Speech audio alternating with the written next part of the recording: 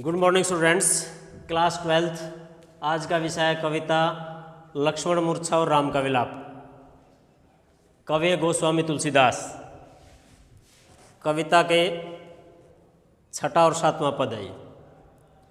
बहुविधि सोचत सोच विमोचन, स्रवत अश्लील राजीव दल्लोचन, उमा एक अखंड रघुराई, नरगति भगत कृपाल दिखाई। प्रभु प्रलाप सुनि कान विकल, भय वानर किन्नर, आए गौ हनुमान जिमी, करुणामय वीर रस। प्रसंग है दोनों का एक ही साथ।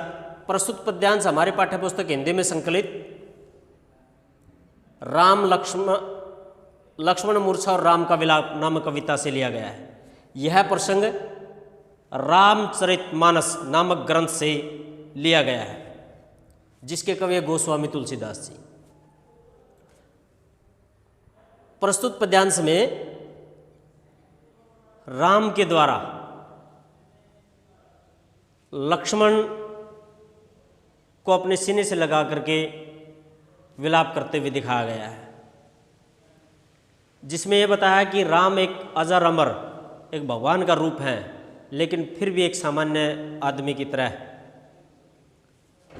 विलाप कर रहे हैं, जिसको सब कुछ पता होते हुए भी, यानी जन सामान्य की तरह विलाप कर रहे हैं। ऐसा करके वे अपने भक्तों पर कृपा कर रहे हैं।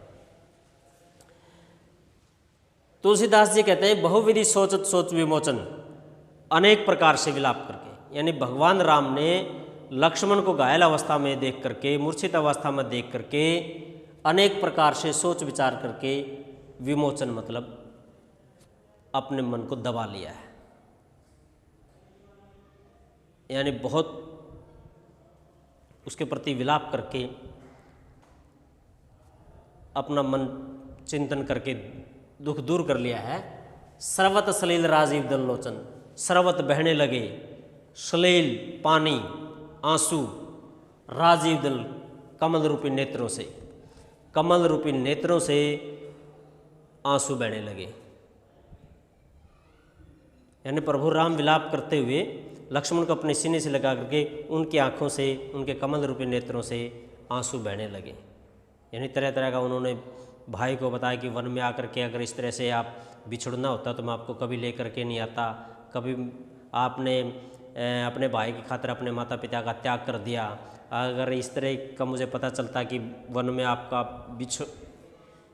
वियोग होगा तो मैं कभी भी अपने पिता की आज्ञा का पालन नहीं करता। इस तरह से विलाप करते हुए जब उन्होंने आत्मचिंतन करके अपने उसको सोच विचार करके अपन दबा लिया, मन को शांत किया, तब उनकी आंखों से अचानक आंसू बहने लगे।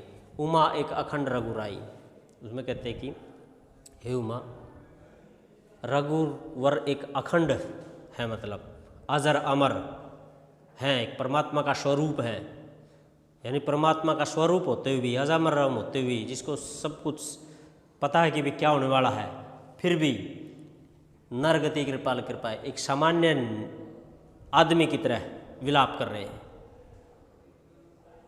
एक जन सामान्य की तरह विलाप कर रहे हैं, रो रहे हैं। नरगति भक्त कृपाल दिखाई, ये मतलब ऐसा करके वो लोगों पर, अपने भक्तों पर कृपा कर रहे हैं। कहने का मतलब ये है कि मतलब जिसको ये पता था कि भाई क्या होने वाला क्या नहीं होने वाला है, फिर भी मतलब एक आम आदमी की तरह विलाप करने लग जाते हैं। उनको पता था कि भी कि भगवान का स्वरूप थे वो, आगे क्या होने वाला है, लेकिन फिर भी एक सामान्य सम्मान के थे कि विलाप करने लग जाता है। ऐसा करके अपने भक्तों पर कृपा कर रहे हैं। प्रभु सोरठा छंद। प्रस्तुत पद्यांश के अंदर क्या है? अवधि भाषा चौपाई छंद और बहुविधि सोच अनुप्रास अलंकार। सर्वश्री यहाँ पर भी अनुप्रास अलंकार है।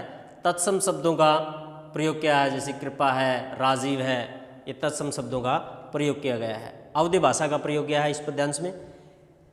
इस पद्यांश में 7वें पद में सोरठा छंद का प्रयोग किया गया है। इस उपयुक्त पद्यांश में चौपाई छंद का प्रयोग है। प्रभु प्रलाप सुनि कान विकल, भय वानर निकर। प्रभु का इस तरह से प्रलाप सुन करके, विलाप सुन करके कान सभी विकल मतलब बेचैन हो गए वानर निकर, जो वानरों का जो समूह था, सभी जो वानरों का समूह था प्रभु को इस तरह से विलाप करते हुए देख करके वो व्याकुल हो गए, बेचैन हो गए कि प्रभु किस तरह से अपने भाई को मूर्छित अवस्था में देख करके किस तरह से विलाप कर रहे हैं। ऐसी स्थिति को देख करके सभी जो है वानरों के चेहरे उतर जाते हैं, व्याकुल हो जाते हैं, बेचैन हो जाते हैं। आए गौ हनुमान जिमी, ऐसी ही अवस्था में जब सभी वानर बेचैन थे, प्रभु राम अपने भाई के प्रति विलाप कर रहे थे, उसी वक्त हनुमान जैसे ही हनुमान संजीवनी बूटी लेकर के आ जाते हैं, प्रकट हो जाते हैं। करुणा में वीर रस, और करुण रस में वीर रस की प्राप्ति हो जाती है। अर्थात करुण रस मिला हुआ था, चारों तरफ एक करुणा का मतलब माहौल छाया हुआ था, लेकिन हनुमान को देख करके जब सभी वानर जोश में हो जाते हैं कि हनुमान जी आ गए, हनुमान जी आ गए संजीवनी बूटी लेकर के, तभी सभी के अंदर एक ऐसा जोश भर जाता है कि वीर रस की प्राप्ति हो जाती है। कुछ समय पहले हनुमान आने से पहले करुण रस था, लेकिन हनुमान को देख करके सभी वानरों में एक वीर रस पैदा हो जाता है। तो इस पद्यांश में सोरठा छंद का प्रयोग किया गया है। विकल, वानर, इसके अंदर जो है तत्सम शब्दों का प्रयोग किया गया है। इसमें सोरठा छंद का है, इस पद्यांश में चौपाई छंद का प्रयोग किया है और करुण रस का प्रयोग किया गया, अवधि भाषा का प्रयोग किया गया है। आशा होगा कि यह पद्यांश समझ में आया होगा। फिर भी अगर कोई समस्या तो जरूर बताएं, आपकी समस्या समाधान कर दिया जाएगा। धन्यवाद।